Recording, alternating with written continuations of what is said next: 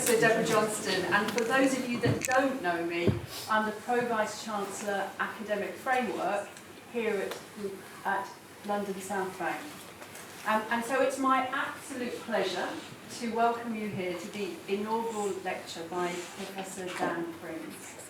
An inaugural lecture is a momentous event.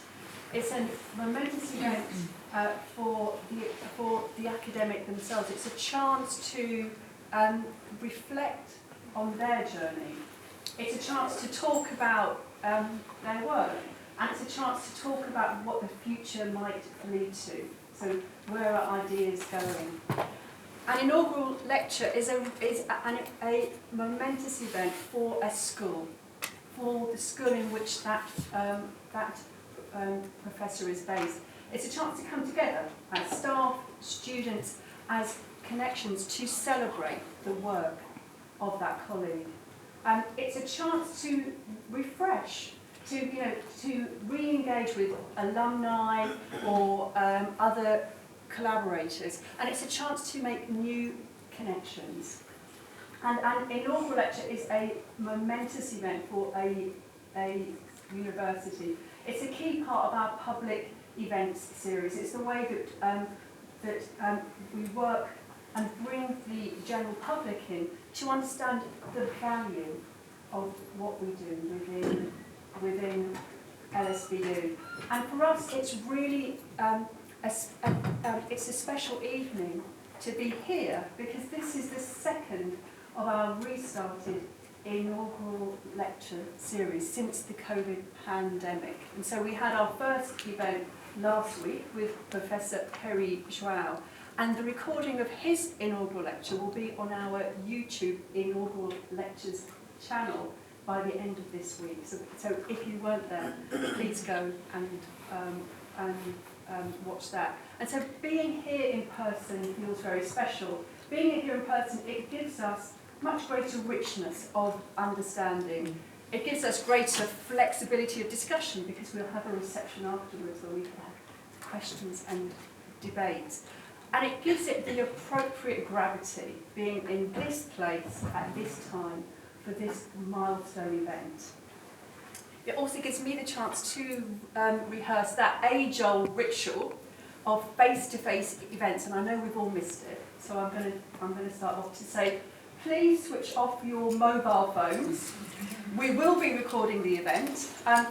Toilets are signposted once you leave the room, and we are not planning for any fire alarm tests, so if the alarm sounds, please follow the signs to the fire exit and make your way out of the building. So I'm sure we're all pleased to hear that after a long gap for many of us.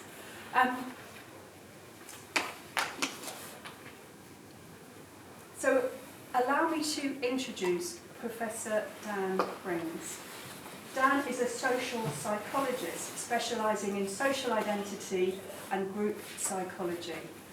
He was awarded his undergraduate degree from Cardiff in 2003, and he then undertook his PhD, which was awarded in 2008 from Kent. Post-PhD, Dan embarked on a fully funded short-term postdoc fellowship at the University of California, Santa Barbara, and on returning to the UK, he took up a lectureship here at LSBU.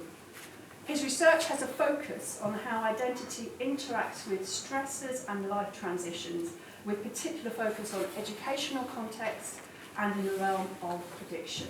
So, I could try to introduce Dan by telling you about his metrics. I could tell you that his current H-index is 22.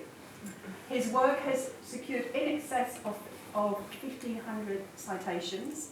He's secured research funding in excess of 2.5 million. But that would only be a partial way of introducing his work. I could try to introduce him by talking about the content of his work. His notable projects include a programme of work on social identity and addiction, which comprises 12 papers and chapters, and has developed with Professor Inaugural the social identity model of cessation maintenance. This model has been gaining increasing empirical support and outlines the implicit and explicit identity processes which occur when addicts cessate their behaviour.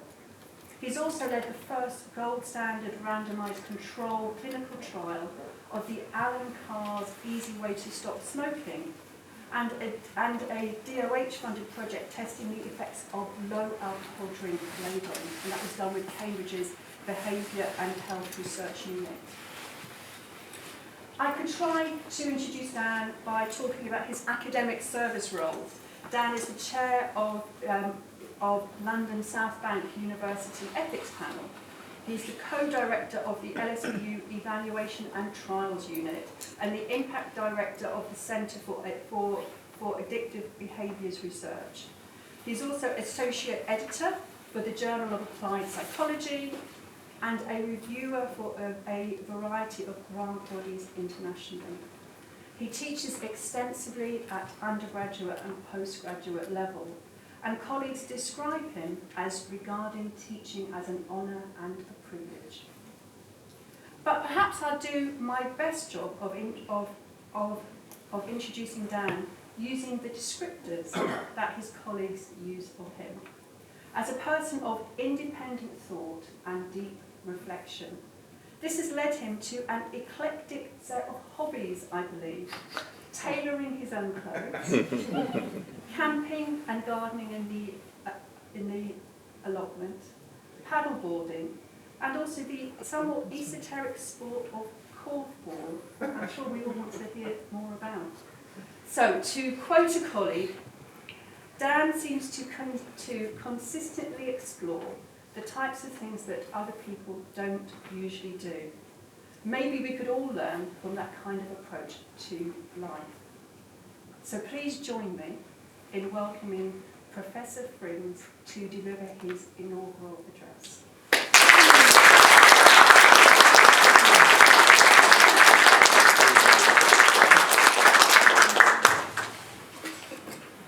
Thank you, Deborah, for such an amazing introduction. It's quite strange to hear that whole journey kind of laid out in a way. And I really was thinking about this. It's like, why did I become a psychologist? You know, what started that? And the truth is, it was a complete accident. The whole thing that's culminated in me here was essentially an admin error. I turned up to do my A-levels many years ago, and I was supposed to do a few A-levels and political science was one of them, and I turned up and they said, sorry, that's not running this year, pick another course. And I said, can I do German? They said, do you speak German? I went, nah. So then psychology was left, and here we are. So I guess the kind of moral of that story is things sometimes work out for the best, even if they're a bit frustrating at the time. So I was thinking about that, and I was thinking about what else got me here, and I realised actually that it was other people, many of whom are in this room, many of whom I've been teaching, and many of whom I've yet to meet that will help me take these next steps on my journey. And really, I think I'll be spotlighting a lot of my research here, because it's an inaugural lecture, that's kind of the point. But also, really want to recognise that all that research is built upon other people's, the stuff that's come before, the students that I talk with, and I take so much away in terms of new ways of thinking about things, people on courses that I study with, people that I work with, the collaborators I formally write papers with, and sometimes the people that take part in my research. Quite often, we have conversations, and all these things really inspire me and help me understand the things I'm thinking about from so many different perspectives. So really, I want to start with an amazing thanks to all those people. And also thanks for you guys as well for turning up today, because you're giving some time over. That's the one thing you can't get back ever, and you've chosen to come and listen to me, which is absolutely amazing. Either that, or you've got perhaps slightly high expectations about the buffet afterwards. But in either case, it's really nice to see you. And we're going to spend the next 50 minutes, give or take. I'll apologise if I run over a little bit, but I'll try not to. Talking about some of the work I've been doing, focusing on social identity. And we're going to start by thinking a little bit about what social identities are. We're going to try and understand what they mean to us. Then we're going to look at some of the effects that they may have on us. And many of those effects are really positive. They're things that we can really rely upon, or groups of ways of helping us understand and navigate the world in a better way. But we're also going to look at ways that our identity can really hinder us and be a real challenge to our well-being and to the way we interact with the world. And after that, I'm going to just move us through a little bit into how we think about identities in a slightly different way. And this is some work that myself and colleagues, and Deborah mentioned the work that Ian and I have been doing for many years on this. into how maybe some of these identities are things we can't always grasp, we can't always consciously see them, but perhaps they're there, and present a bit of a different paradigm to thinking about and understanding those identities. And then we'll wrap up, again, as they were saying, thinking about the future and thinking about what's the next steps on this research journey that I'm taking, along with many of my colleagues here in this room. So, without further ado, we'll get started by thinking a little bit about, well, what is identity? So I could give you a definition, and I could give you a definition around interdependence, I could give you a definition around common norms, etc. But we'll maybe do it a bit more experientially. So what I'd like to do, if you'll indulge me for a minute or two, I'd like you to close your eyes. I'd like at the front so I can see you all. And I'd like you to imagine a group that you belong to that's important to you. So think of the name of that group. Think about the people. Does it have to be people? It can be anyone. It can be anything. If it's a meaningful group to you, then and you feel you're a part of, then you go for it. So it could be it could be not people, but it could also be a social group, maybe a demographic you're a part of. Perhaps you play sports. Are there any fellow korfball fans in the audience? No. What are the odds? There is one. No. Maybe there's a spiritual or religious group that you're a part of. So think about that group. Maybe it's a social role that you have. Why are you a part of that group? What makes you a part of that group? What makes that group special to you? Are there any rules that are part of that group? Are there any emotions that get generated when you think about that group? Maybe there's some great emotions, maybe there's some really positive stuff. But perhaps there's also some ambiguity, perhaps there's some things that you don't like so much about those groups. What are the rules about that group? What do you have to do? What are the shoulds and the oughts that are attached to that group membership? How do you feel about those? What happens when you break them? Yeah. So thank you very much. If you open your eyes again, this is what we're talking about when we talk about groups and social identity. It's the social categories that we're a part of that influence the way we think, the way we understand the world, and the way we behave. And that's essentially what we're going to be spending the next kind of 45 minutes or so talking about. You can't have a social identity lecture without presenting this one image that every single social identity lecture always has. And I thought, am I going to have it in? And I thought, I absolutely have to. I'm getting a few smiles from the other social psychologists in the room who can probably imagine what this is going to be. So a way we might understand social identities a little bit more formally is in terms of sometimes I see myself as me, Dan, and sometimes I see myself as a group. And the classic image that we all use is this one here. And you can see at the top here, we have Amy and Beth. And this is a situation where we see ourselves as individuals. Amy understands herself as Amy, and Beth understands herself as Beth. And they see each other as psychologically kind of separate objects, in essence. And you see the little arrows there? That's people trying to differentiate themselves. So I need to understand who I am in relation to this other person. Okay? But sometimes we're in group settings. So imagine Amy and Beth go somewhere, and it's perhaps a business meeting, and there's two men. Maybe at that point, Amy and Beth see themselves as Amy and Beth, but also as women. A category, a social group, a social identity, which they can have some shared common understanding in relative to a different group. Okay? And this is where we start talking about social identities. It's usually an us in relation to a them. And that doesn't mean that that's necessarily competitive or hostile or unpleasant, but it means it's how we kind of understand and define ourselves in relation to others. So sometimes we have the traditional kind of understanding of it, sometimes we have a personal identity, sometimes we have a social identity, and sometimes we're in between. Okay? So I didn't wake up this morning thinking of myself as an academic. That's a pretty salient thing for me to think about right now because I'm standing here talking to you guys. Yeah? So the context really matters. And that's something we'll kind of pick up again in a little while. So we've got this idea of what is a social identity. Perhaps the next question is, well, why do we have them? Now there are tons of theories about why we have identity, and I could even spend 2 hours talking about all those different theories. But I'm going to pick out two from my particular discipline of social psychology, one by Tajfel and Turner. This is the idea of something called the social identity theory, originally associated with self-characterization theory, but we now kind of talk about perspectives. There's so much research in this area. We tend to talk about social identity perspective. And from this point of view, it's all about the comparison. It's how do I understand my group in relation to yours? What is the difference between well, What's the difference between men and women in this case? How do we understand that? How do we pick that difference out? And we tend to look for a difference where the in-group is positively evaluated against the out-group. So I find something good about my group in comparison to the out-group. And that can shift depending on which particular out-group I'm discussing. So that's kind of Tajfel and Turner's approach. Another one which I really like, I think really smart, is Vignall's. And what Vignall's argues is that we construct our identities in a very motivated way. So we look for identities which gives us self-esteem, they give us a sense of continuity, they give us a sense of distinctiveness between self and other, or my group and your group. They give us a sense of belonging. I know who I am, and I'm here, I'm home when I'm with these groups. And they also give us a sense of efficacy. I can do this, my group can do this, I can do it. And finally, a sense of meaning. And we know from lots of psychotherapeutic literature that meaning is so important for our psychological well-being. So these are the kind of things that Vignall's argues are the key motivations for our groups, or for how we construct our group identity. And she also talks an awful lot about how behaving is a really important part of our group as well. It's not just the thinking that you're somebody, it's the doing it as well. And that's something I'm going to pick up on a little bit. And what I'm going to be talking about towards the end of our time together this evening is a slightly different way of understanding this.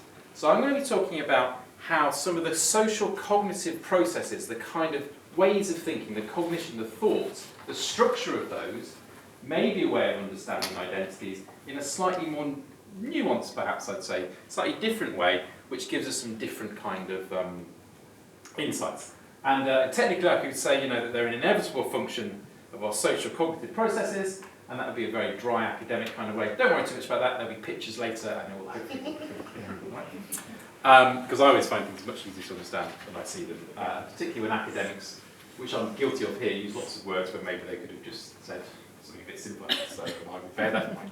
So that's why we have identities, and we can think a bit about how they impact us.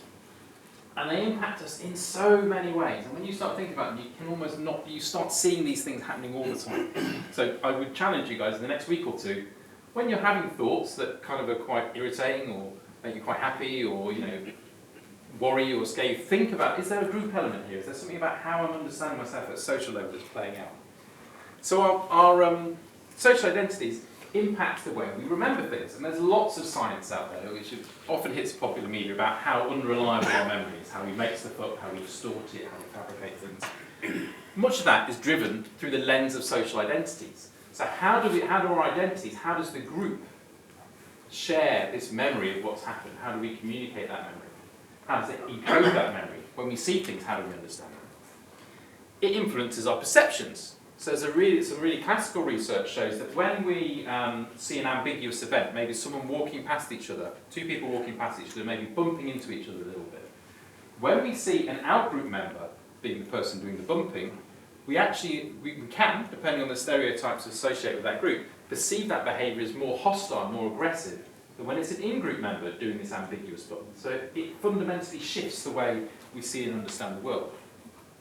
It defines who's in and who's out of our groups, and how we understand that.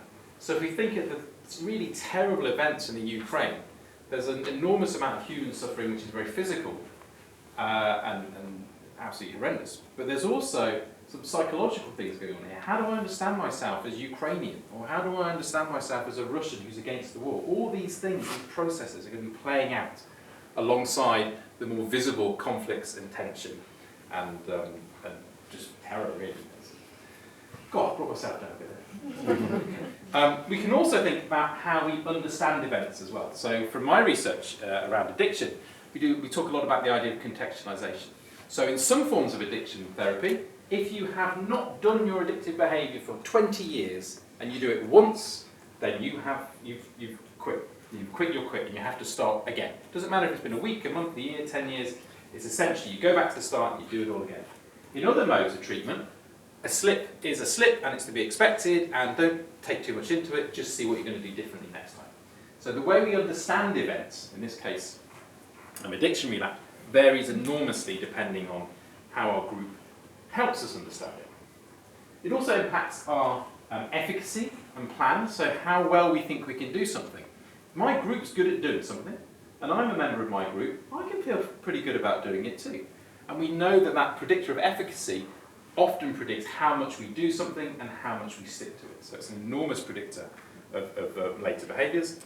And then there's also really interesting literature about collective emotive responses as well. So we can think of things like collective grief, we can think about things like collective joy, but there's also kind of emotions that have been studied like collective narcissism, the idea that your group is the centre of the universe, this sense here.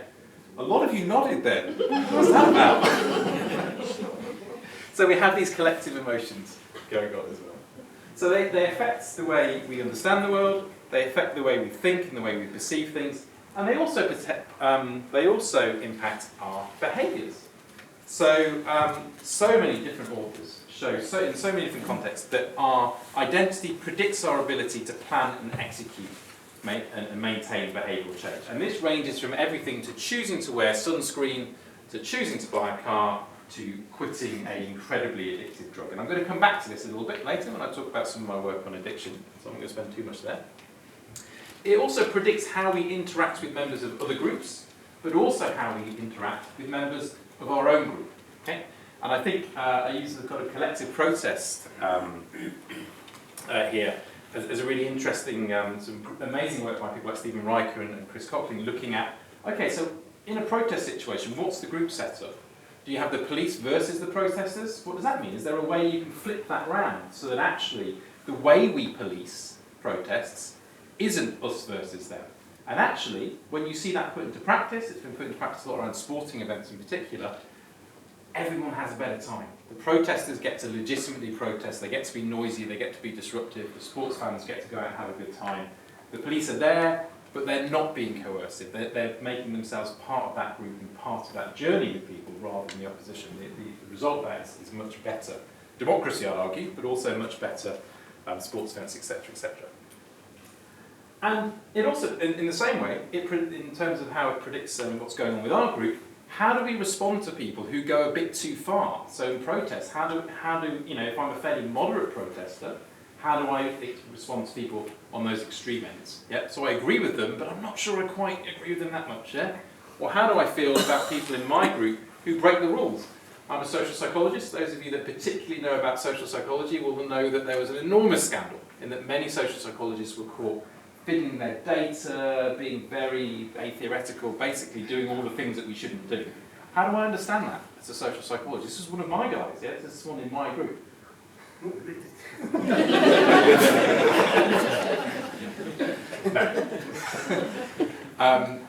Lost my train of thought. So all these things kind of roll around. And I think, Kill Bill, it would be very remiss of me not to sort of suggest to you all that this will come back.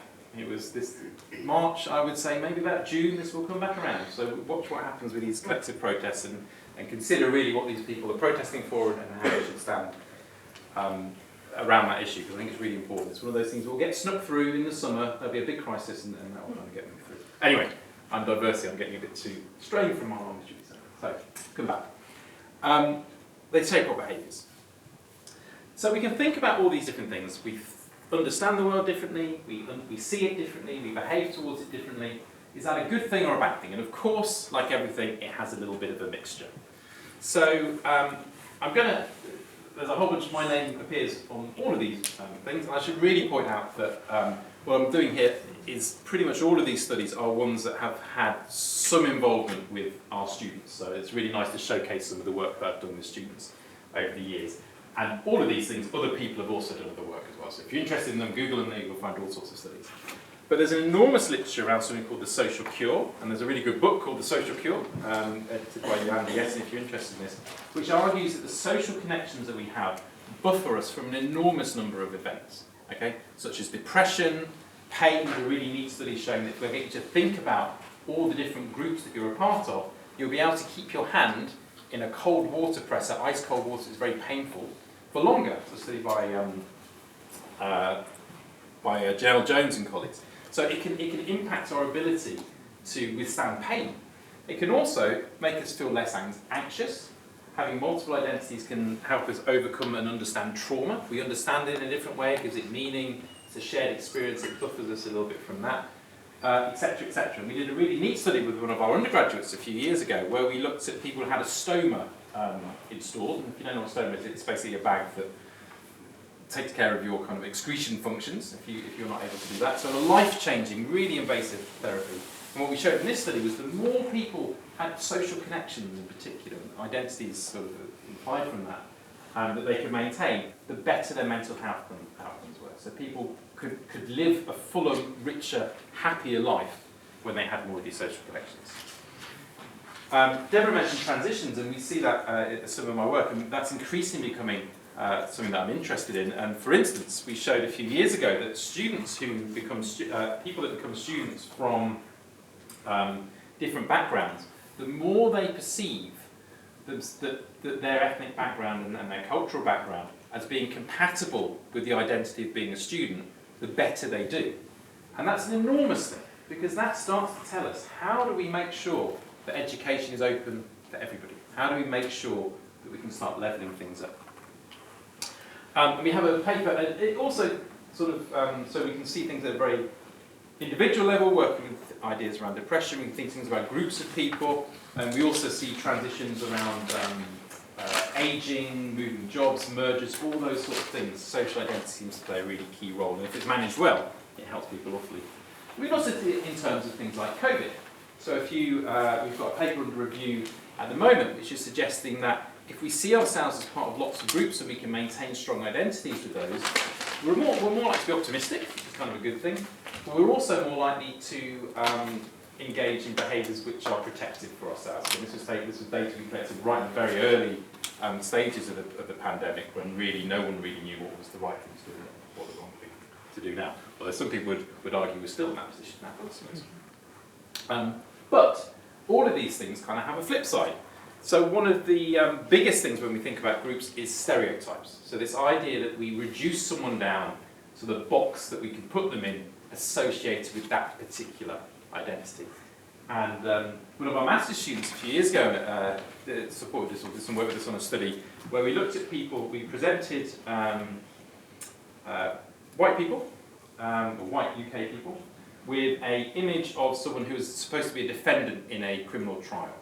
And this person appeared to look either stereotypically Muslim or not. Okay? So we have an in-group and an out-group. This person is either a Muslim or not a Muslim. And we've said that this person was defending against a charge which was either a financial fraud charge or a terror-related charge. And what we found was when people were presented with someone who appeared to be Muslim and was given this stereotypically relevant charge of being involved with terrorism, they were far more likely to be found guilty. Nothing else had changed, just who the person was and just what they saw of them and their faces. We need to give people a name. They saw these people as really cold and competent and guilty. Yep. So these groups can really distort some of the things that we should really be aspiring for in our society: freedom, equality, etc., etc. We talked about some of the good things about compatibilities. The flip side of that is incompatibilities. So, on a very personal level, I used to play a little bit of ice hockey, and I had a strong identity as being, I quite enjoyed being an ice hockey player, and that's part of my identity. And then I also had an identity as a parent, as being kind of a positive parent, which is all about compassion and non-judgmental, etc., etc. Which didn't make me a great ice hockey player, because I would knock people over and apologise. Yeah, so very tribal. I also couldn't skate, which was a bit more of a but there's a little example of an incompatibility. But we also see that incompatibilities can keep us locked in behaviours. So when we've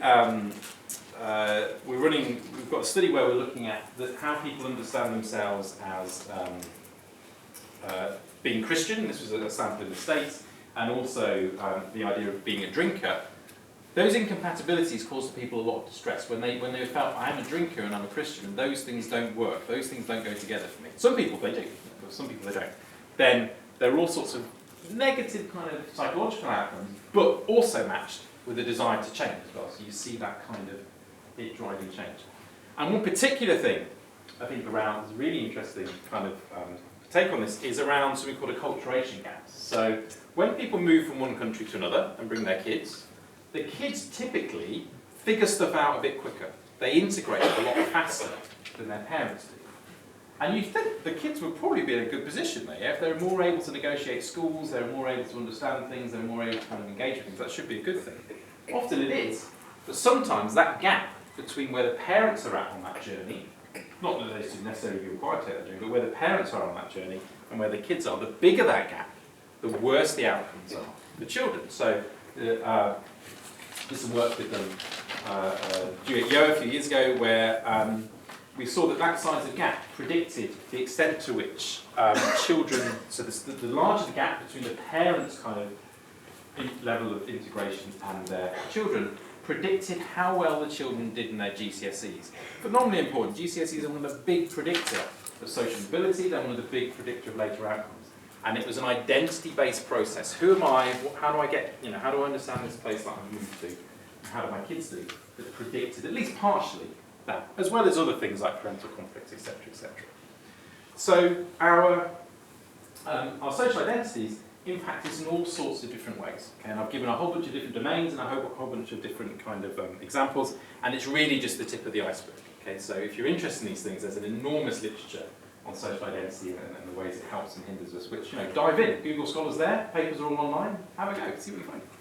What I want to do now is talk a little bit more about one particular identity, which has been a real focus of my work, along with many colleagues, for many years. And someone said, I've been working here for 15 years now today, as Mark and Tony mentioned. I was absolutely gobsmacked by that. So it must be about 10, 12 years that I've been doing this work, which is nice. It also makes me feel a bit old. So we're going to talk a little bit about addiction and addiction identity.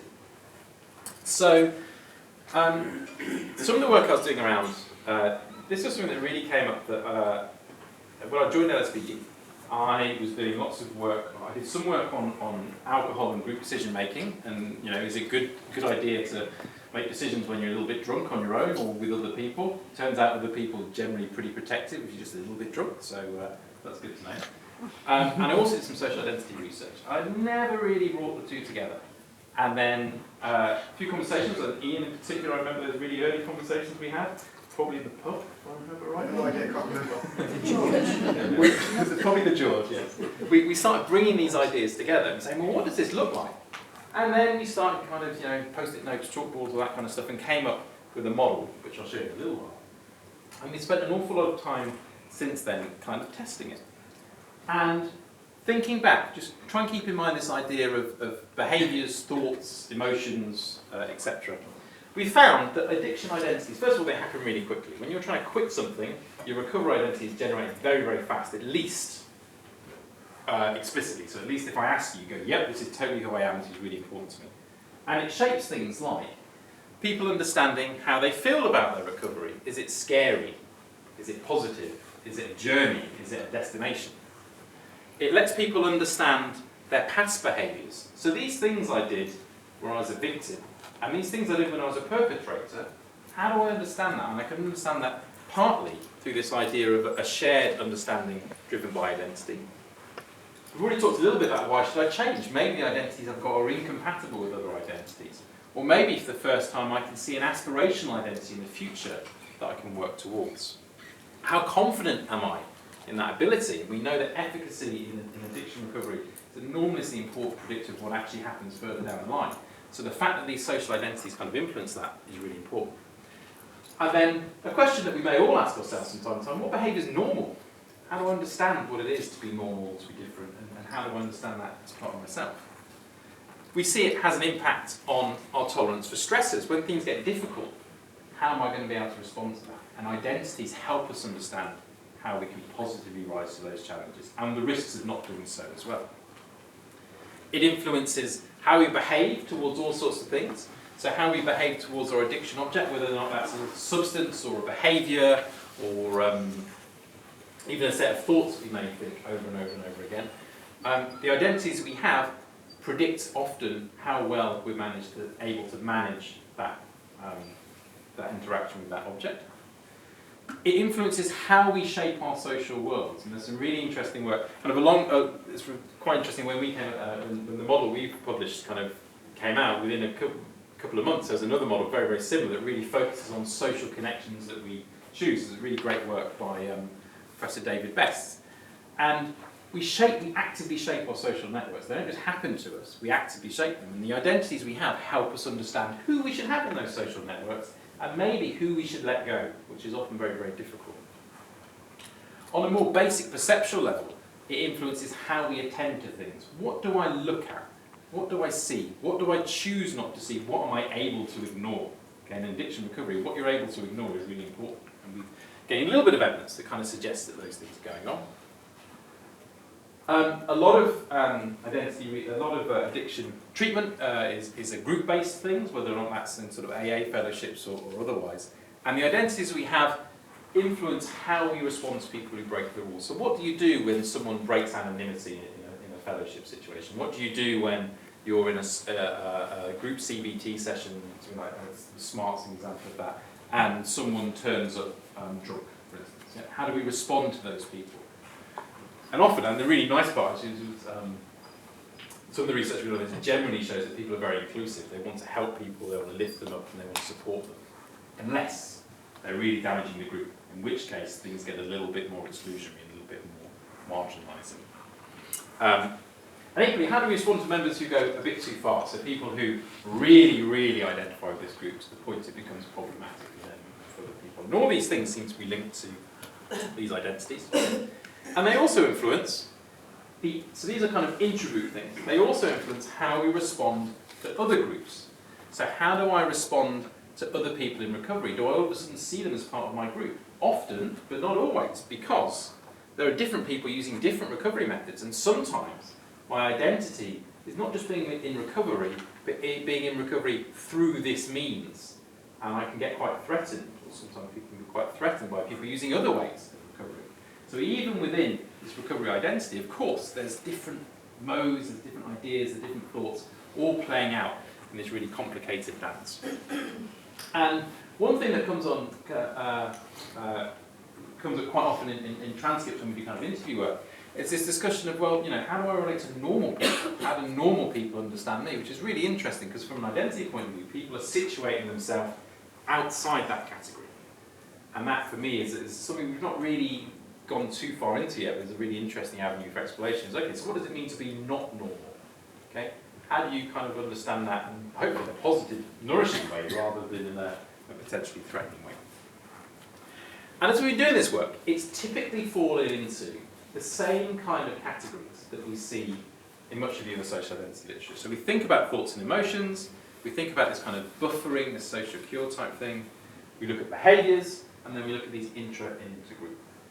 And I think what's quite interesting is that although conceptually we would never say that these things are separate, actually we kind of get into the habit of thinking about that. And I'm just as guilty as anyone. So here we have the model that kind of Deborah alluded to earlier, the social identity model of cessation maintenance, which is, it's like a 7-year anniversary, so that's quite exciting, isn't it? So we've been working on this for about 7 years, and we have these boxes, and don't they look clean?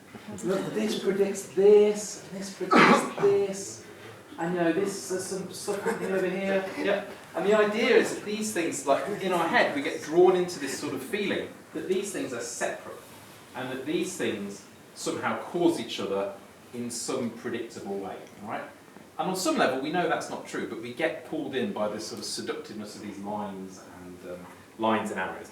And actually, we've got pretty much evidence, I would say, for most of those lines and boxes now. We've got at least 1 or 2 kind of studies. And actually, I was talking, there's some really neat stuff that hot off the press earlier today about how being vegetarian and vegan kind of influences our attention as well, which is really neat stuff that was on the chat earlier today. Mark and Tony about that too. So we're still building this evidence base, but we have evidence that pretty much either our labs or other labs or both have got evidence for all this stuff, which is great. But I think we've got sucked, or there's a risk of us getting sucked into these kind of lines and boxes. So what I want to spend the last kind of 15-20 minutes talking about is a slightly different way of understanding identity. And I really want to stress, I'm not saying that as social psychologists we're stuck with this idea that things are separate and that one thing predicts another, but placing more emphasis on the fact that they're not might be helpful. And we're going to talk about a little bit about something called implicit social identities. And this is quite, these are really ideas that we're still working on, we're still kind of getting evidence for. So if you watch this in a couple of years' time and I've changed my mind about all of it, do forgive me. The odds of anyone watching this in a couple of years' time are probably pretty slim, but I will put that disclaimer in there anyway. So the way we normally measure identity is we give you a questionnaire and it says, think about a group. And sometimes we just get you to say on one question, how much you identify with this group? You put 1%, right? Or we could ask you, how important is this group in terms of how central is it to your identity? How much do you like or dislike it? How similar are you to other people? But essentially, we give you a questionnaire and you think about it and you cognate about it on a conscious level and then you tell us what you think. And you might tell us fibs, yeah? Okay, that's quite common. It's called domain characteristics, particularly when we're measuring identities that people may be not the most proud of. But it's a conscious thing. And that's a really important part of the story, and it's what most of the social identity literature is based on. But I'd argue it's only half the story. So you may have heard, I'm going to kind of use the example of slow and fast thinking, right, which you might have heard about much. All sorts of people have thought about this, and Tversky and Carmen, kind of Nobel-winning prize work, separating out this idea of quick thinking and automatic thinking. Actually, now we kind of don't think of them as separate; they're kind of all sort of messed up together. But bear with me for a minute. So, slow thinking is the conscious decision making that you make. This is you thinking about something and coming to some decision, right? And maybe you don't feel you can control that decision, but you can at least monitor what's going on. You can see it in your head. You can think about it, and you can almost narrate it. The flip side of that is this kind of fast or implicit thinking, and this is stuff that happens in a really uncontrollable and automatic way. Yeah. So when you have to respond quickly to something, it's that fast process that's kind of pushing you through. All right. And what's interesting about it is it's often uncontrollable and automatic. So to give you an example, and it's not always necessarily available to conscious inspection. And it often involves a series of behaviours that stack up one after another and are pretty hard to stop. Right? So to give you an example, I was going for a run a few weeks ago, and I hadn't been out for a run for ages because I've been unwell. And I was only going to do a short run, and I did my normal route. And instead of going right to take the shortcut home, I went left and ran this big long loop and was very tired and slightly annoyed and late for a meeting at the end of it. That was because there was something going on there. I wasn't really thinking. I was basically acting on autopilot. I was running along every week, always go left at that junction, so I went left and I should have turned right. Okay? And if you've ever had that experience of walking somewhere and having to change direction to go somewhere new, you have to really focus on it, right? Otherwise it doesn't happen. We also see these things in the way that we feel about things. You might have heard about the implicit bias, where we maybe have prejudicial views about people that we don't even understand. All these things are kind of examples of these implicit ways of thinking. And we're going to use a model called the associative proposition evaluation model to kind of help understand how these things might apply to identity. And very, very briefly, and I'm going to, the diagrams that I'm going to show will hopefully make a bit more sense. You can think of this network as being a number of nodes, sort of like thought nodes, maybe these are ideas or behaviours that we kind of enact, etc. They're all linked together. And each node can make another node turn on or turn off, activate it, or it can inhibit it. So it can make it more likely to turn on or less likely to turn on. And over time, these links develop and change the result of our experience. Okay?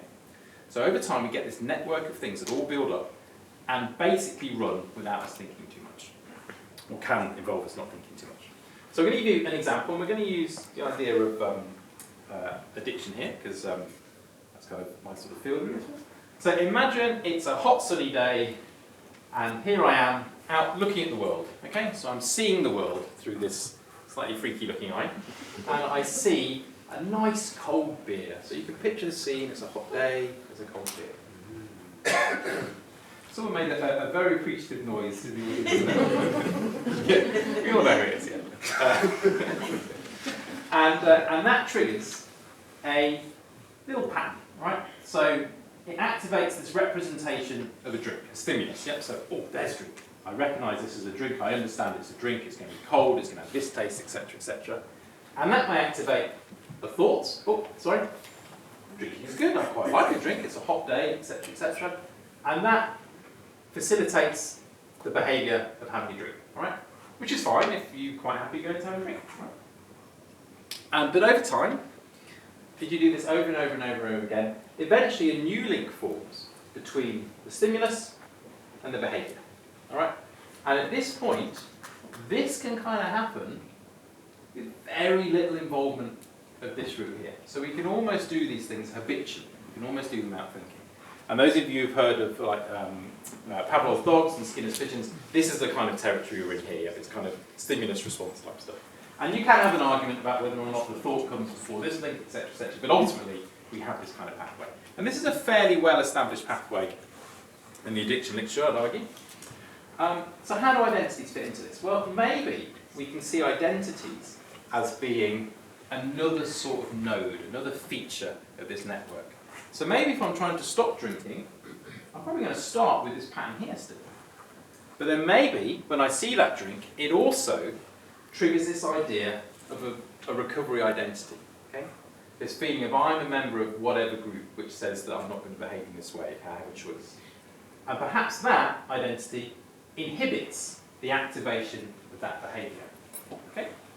So then we're going, you can straight away see there's actually a bit of a competition going on here. There's a competition between that original pathway, seeing a drink, having a drink, no thought. Seeing a drink, thinking good things about a drink, having a drink.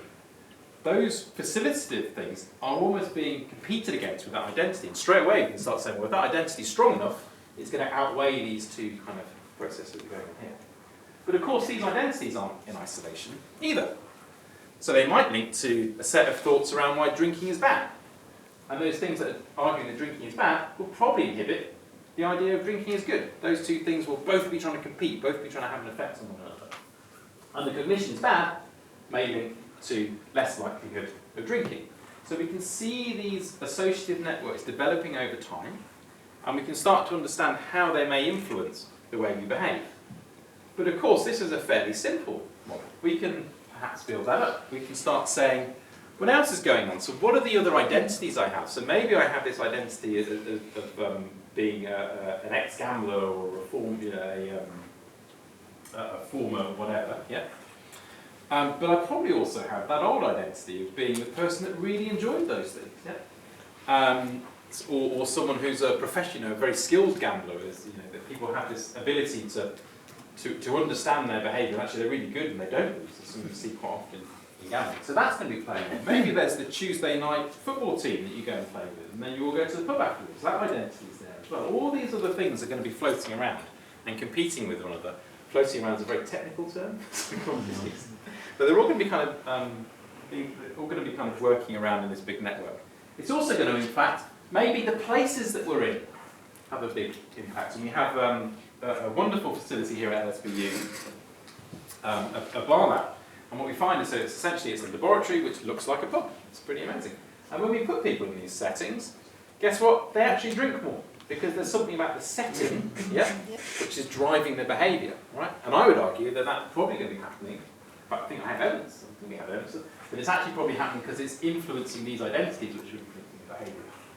But it may even go further than that. So we talked before about attention allocation. We know there's a link between the identities we have and the way we see the world and the way we understand the world. So maybe that attention allocation changes the extent to which we even see that drinking opportunity in the first place, or at least how we understand it. So it could even change those basic perceptual things. And what's interesting here is some of this stuff is thought, some of it isn't. And if we take this idea of implicit thinking, that often these thoughts are maybe not something we can consciously access, a lot of this stuff may be going on without us really realising it at all. And to some extent, not a lot of this is kind of new in some ways. The idea of place being really closely linked to identity is something that sociologists have talked about for years. Yeah? Okay? And it's quite interesting to think about it in this way, with these kind of implicit sort of identities. And if we start thinking about this kind of associative network type approach, it begins to give us some really interesting implications. So from this perspective, the idea of these identities are, you can almost not separate them from all the stuff that's linked to them. Yep. So how do you separate out? Well, you have to consider the role of thoughts, behaviours, places, actions interactively. They're not just being impacted by the identity, they're also feeding in to how much that identity is having an impact on everything else. So it almost, you're required to think about it as a bit more of a cyclic interactive thing, rather than that nice model we had at the start where identity was on the left, the behaviour was on the right, and there's a line going in one direction. These things have to be starting to go around. It also argues that, one thing that's quite interesting is when you stop doing something, what happens to that identity? Does it go away? Does it disappear? From an implicit cognition point of view, what's actually going on is it's just not being activated so often, and it's not being linked to so many other things. That doesn't mean it's gone. It just means it's kind of not being used as much, which is quite interesting because it means it's probably going to be reasonably easy to reactivate that, which can be helpful, or it can be really challenging. It lets us think a little bit more. Often when we think about social identity, we think about maybe one or two identities being compatible or incompatible, etc. This kind of argues that actually those identities are going to be interacting with one another directly, but they're also going to be interacting with each other and competing often through all these other things. And we can start to measure these competitions, and we can start to understand what's going on there. And as you go through it, if you kind of follow that rabbit hole all the way to the end, which if you're a social identity theorist, I wouldn't recommend, it's not a nice place to look, you start asking, is there actually such a thing as identity at all? Because how do you separate out what's identity from what's place, and what's behaviour, and what's thoughts? And as a social identity theorist who did their PhD in social identity and spent 10 years kind of working on that was quite a disturbing kind of thought to have. And I wouldn't say I had an existential crisis, but a wobble. I would put it down as a wobble. And then I started actually realising that actually conceptually these things appear to be theoretically important, and empirically they are as well. So it actually becomes a question of, well, actually, is it useful to think about these identities as being different? Is it useful to start thinking about an implicit automatic identity versus an explicit kind of conscious identity? So we started doing some research, and this is really where we're kind of getting to, this is me getting to the where we are now before we kind of move on to the how we kind of, what's going on next. And the good news is, well, the way we measure these things is we use something called an implicit association test. And to be honest with you, I always struggle to explain this. I'm just going to say it's a reaction time task. And we know from this reaction time task, we can understand how closely one concept is, self, to another concept, being a drinker or being in recovery. And we can then see how closely those things are linked, so how strong those links are between those nodes for different people and between different categories, etc., etc. And it kind of works. Yeah, we do measure identity and it does predict things, but it's a pretty crude tool. It tells me how much these things are linked. It doesn't tell us, are they positive or negative? Do we like these things or not? Do we see each other as similar? All that nuance and messy kind of stuff that we see in identity simply doesn't come, we haven't got the tools to measure that yet. So we've got a bit of a limitation there. But despite that limitation, it appears that these identities are predictive of things in a different way to these conscious identities. So Kristen Lindgren, one of our collaborators and an honorary professor? Yeah. Honorary professor, visiting professor here at LSBU, did a really interesting meta-analysis where in the context of alcohol use, she showed that both these implicit automatic type kind of identities, or categorizations are probably a bit more accurate in that stage, and these conscious reason type, consciously accessible, explicitly expressed identities, both predict drinking behaviour. But interestingly, most of the time it seems to be the explicit kind of one that's winning out. So the explicit one is often what kind of predicts things. But, and I think this is where it gets quite interesting, sometimes those things don't always match up. So who we say we are and who we consciously think we are, not that you're just telling me this, but this is what you genuinely feel, differs from that social cognitive network. And we did a neat study with one of our students a few years ago, where we measured, and this was in our bar lab, and we gave people actual drinks, so this isn't just kind of what do you think you're going to do, like they were sitting there with 3 big glasses of wine, right? And these are people who didn't report any problems with alcohol, so from an ethical point of view it's okay to do this. In reality it was placebo wine anyway, so there was no alcohol. But anyway, yeah, that's not the reaction of participants usually. And what we found was that sometimes people would say that they weren't a drinker, but that association was really strong. And in those situations, it was that implicit network that was predicting how much they actually drank, when we actually measured the amount they drank. So that gives us some confidence that these things are running in tandem. it also tells us that they may be important at particular times. They may be important when there's a difference between who we think we are and who we say we are to what our cognitive architecture is, where that's at. Right? And if you think about things like these transitions, that's really important because they're not going to go at the same time. We can think consciously and change our mind consciously quite quickly, but those network, it's going to take a while for it to catch up because you need to do those things over and over again. You need to establish one set of associations need to weaken and the next set need to come up. And that's really where a lot of the work that we're thinking about at the moment is kind of, that's the direction we're kind of taking. It's like, well, you know, what happens in these gaps when these things aren't quite working? We can also start thinking about how propositional reasoning, so things like the idea of, you know, drink is good.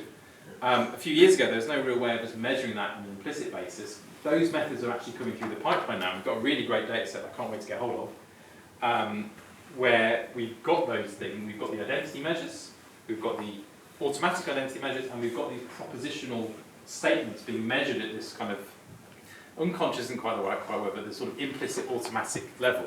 And we're going to be able to start to look at how those things pan out, so we can start to look at some more links in these things. So it really is a case to kind of watch this space. So what are the next steps? Got a couple of minutes left. I think, to sum it up, we've got this really interesting emerging frameworks for thinking about and understanding and exploring identities. But the tools that we have need a bit of work. We still need to do a bit more work about how we're going to measure these things. But some new approaches, and I think the propositional reasoning kind of reaction time tests are really, really exciting from that point of view, and methods show promise. And it's also stimulating, at least for me and some of my colleagues, loads of thought about, well, what do we mean when we talk about identities? Because of that, it gives us new ways of thinking about identities that generate new questions. So, how can I understand what's going on for someone who's in a really early recovery, so use the addiction thing? They're probably likely to have a strong explicit identity, but maybe not so strong an implicit one. So what can we do about that? How can we help people kind of develop those things? And what I really like is it kind of takes us back to some of Goffman's work about this idea of the hidden in our social lives. Right? And Goffman was a sociologist who came up with this idea that many of the norms that we have in society, no one ever talks about. We just do them. We don't really think about them. And Goffman's stick was to kind of think about what these norms might be and then find some way of breaching them. So we would go out and behave in bizarre ways, or be perceived as bizarre, to prove that these social norms existed by breaking them, which I think is amazing. It's really good work. And I think it's quite nice that we, so this work, I think almost reflects back on these ideas of the hidden side of our social lives that we don't always think about, we can't always necessarily articulate. In terms of applications, we can start thinking about, well, how do we work with these implicit identities in practice? And already we can think, well, getting someone to change, or getting someone ready to change, is not just enough for them to believe it consciously. That stuff has to be built underneath. All that under the hood kind of cognitive architecture has to be there. And we kind of know a little bit how to support that. Getting people to repeat things, getting people to do things in lots of different contexts, so those links are linked to all sorts, that identity is linked to lots of different situations, so it can get activated really easily. Engaging in behaviours which help us push through and reinforce those things in a really positive, supportive way are all likely to be things which can help accelerate that identity development at that implicit level. And I think it also begins to talk to things outside of our the field of addiction, but maybe a little bit more generally, and think, well, what are the other identities that if we accept the idea that maybe we have these identities we're not always aware of, what are the other identities we might have? So I think there's the two major challenges that I think the world faces now. I would argue environmental and the climate crisis, which we all know is coming, and social justice, and those two things, you cannot separate those two things out, in my view. What if we, do we have, or to what extent do we have, identities as consumers? We have this narrative that's being pushed to us all the time about consumption and growth and all these things. Is there some identity that we have around consuming? It's probably not quite that simple a label. But is there some pattern that's built there implicitly that we don't know about, but which might be interacting with the way we behave in the outside world? And if we do that, what if we start flipping some of those identities? What if we can start thinking about, rather than being a consumer of resource, we're a custodian of the planet, etc. So that kind of environmental thing.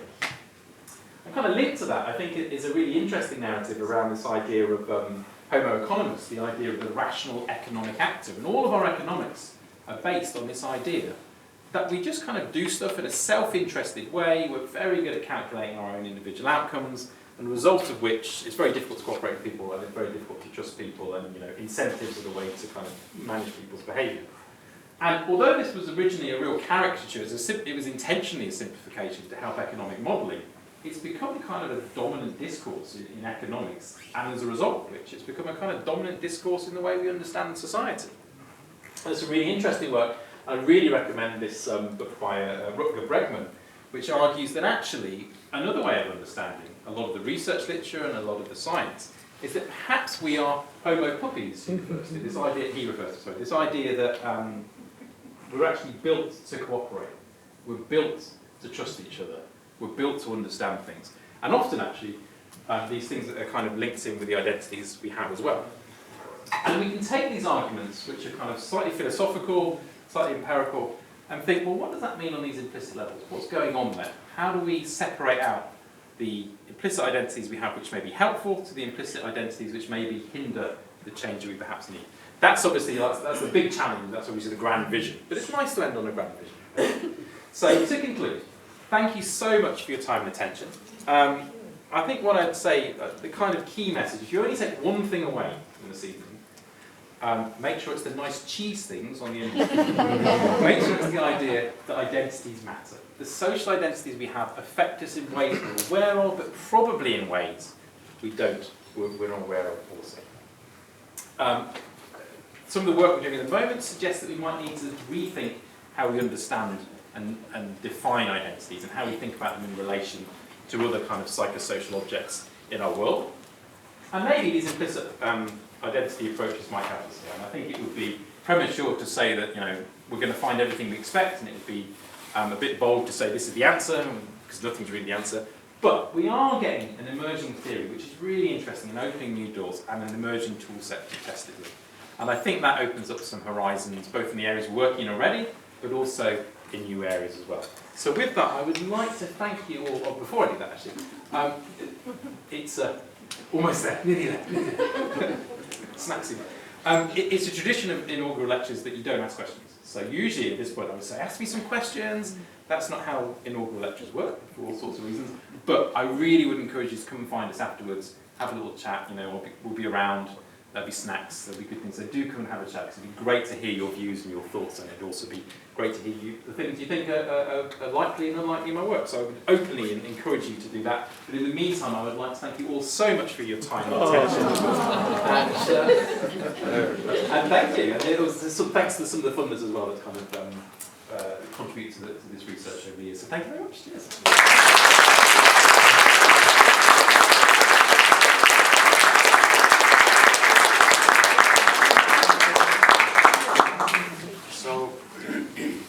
Thank you, Dan, for a wonderful presentation. I'm Professor Dean of the School of Applied Sciences. I particularly enjoyed when you asked us to close our eyes, because my identity as an Italian football fan merged powerfully. But it clashed. Although I had wonderful memories of July 2021, yeah, right? It clashed because I just received through the post my British passport. So I had a conflicting identity. But then I remembered all my Scottish friends who phoned me that evening. So thank you. So thank you. A really engaging lecture. I think the hallmark of expertise is this capacity you showed to share with us complex ideas in an accessible way, in a humorous way. I've actually spent time thinking about your lecture because you were kind enough to send it to me yesterday. From an academic point of view, I think the contribution of the social identity model is very important, and as editor of the journal in which it was published, I'm particularly happy because you got me many citations. But what it does is it showcases what creativity is, in my mind, which is cross-fertilizing. So being able to bring to addiction a new concept, in this case, identity. And going beyond that, because you then link it to attentional bias and other processes. There's also the work that you mentioned on implicit and explicit identities and the link to in-the-moment behaviours, which I think is very important. But I think before I come to the end of these few considerations, it's the potential impact in the future of this work. I think it's exciting, it's needed, it's very fresh perspective in addiction, an area I know fairly well by now, or think I know. And so the possibility of developing some cutting-edge interventions that target identity is exciting. Ian, are you okay with that? No. No? Okay. And hopefully there will be an impact in the real world. So thank you again, Dan, for having been part of our division in psychology for 15 years. A great member of staff, a great teacher, and you deserve today's lecture. It's been great. And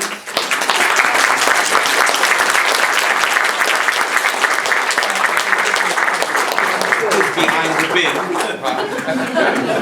The fact that it's behind the bin is not. For you. Oh, thank you. Thank you. Thank you.